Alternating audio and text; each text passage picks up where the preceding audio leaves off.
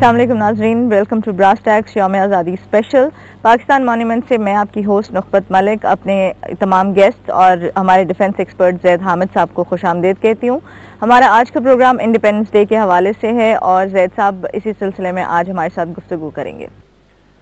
शुक्रिया नुखबत। अल्हम्दुलिल्लाह आज 14 अगस्त के हवाले से हम यहाँ जमा हुए हैं।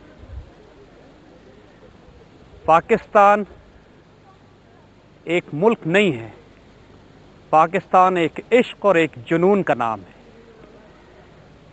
14 अगस्त को जिस दिन ये मुल्क वजूद में आ रहा था, उस दिन अल्लाह ताला ने भी कोई ऐसी तारीख मुरतब की थी, ऐसी तकदीर लिखी थी कि ये 27वीं रमज़ान की रात थी, गालिब गुमान के शब कदर। और जिस तरह अल्लाह फरमाता है कि तुम शब कदर को क्या जानो कि ये वो वक्त के जब मलाइका नज़ूल फरमाते हैं अल्लाह के तमाम इज़्न के साथ, तो ये अल्लाह का इज़्न उस दिन मुकम्मल हो रहा था कि एक वतन ने, एक मुल्क ने वजूद में आना था कि जो 1400 साल की मुसलमानों की तारीख की अमीन था। इस रात जिस वक्त ये मुल्क वजूद में आ रहा था, रात के 12:01 पर जिस वक्त रेडियो से पहली दफ़ा ये आवाज़ गूंजती है, बिस्मिल्लाहिर्रहमानिर्रहीम, मुबारक हो पाकिस्तान वजूद में आ गया, उस वक्त लाखों मुसलमान इसको सुनने से पहले कट चुके थे। ये हमारी तारीख का एक ऐसा रोमांटिक पीरियड था, एक ऐसी रोमानवी दास्तान थी हमारी कि जिसकी तकमील के लिए कम से कम 40 लाख मुसलमानों ने अपनी जानों का नजराना पेश किया। पाकिस्तान मुल्क नहीं है, पाकिस्तान जैसे हमने कहा एक जुनून है, एक इश्क का नाम है। यह मुल्क उस वक्त वजूद में आया था जब हिंदुस्तान में एक पहला हिंदू मुसलमान हुआ था।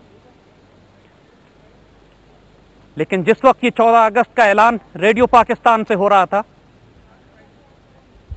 कम से कम 1.25 करोड़ मुसलमान या निकल चुके थे घरों से या निकलने की तैयारी कर रहे थे।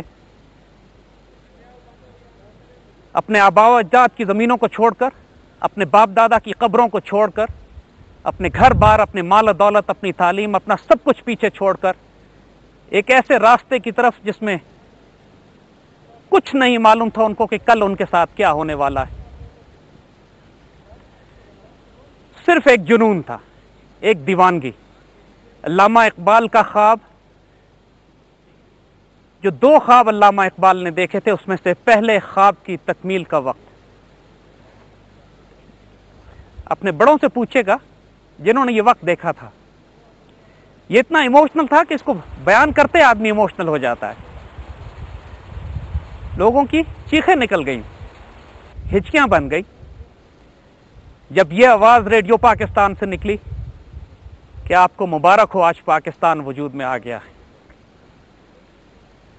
जैसे हमने कहा कि 1.25 करोड़ मुसलमान घरों से निकल चुके थे, पूरे हिंदुस्तान में आग लगी हुई थी। पाकिस्तान की और मुसलमानों की क़यादत को यह ऑप्शन दिया गया था कि पाकिस्तान ना बनाओ।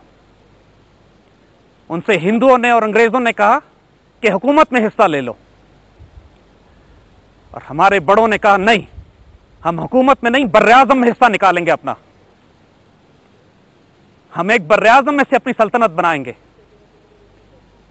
हम एक हुकूमत पर राजी होने वाले नहीं हैं।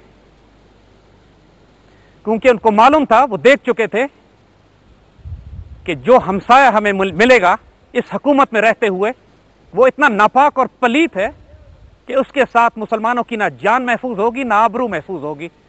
और इस बात की गवाही कि यह फैसला इन्होंने बिल्कुल ठीक किया, इस बात की गवाही कि यह फैसला अल्लाह की तकदीर में लिख दिया गया था, और इस बात की गवाही कि इस फैसले को अमल पजीर होना था 27वीं रमजान को, लैलतुल कद्र के दिन, मलाइका की निगरानी में, शोहदा की रूहों के साए में यह फैसला कर दिया गया था कि मुसलमान कभी भी हिंदुओं के साथ एक रियासत में नहीं रहेंगे,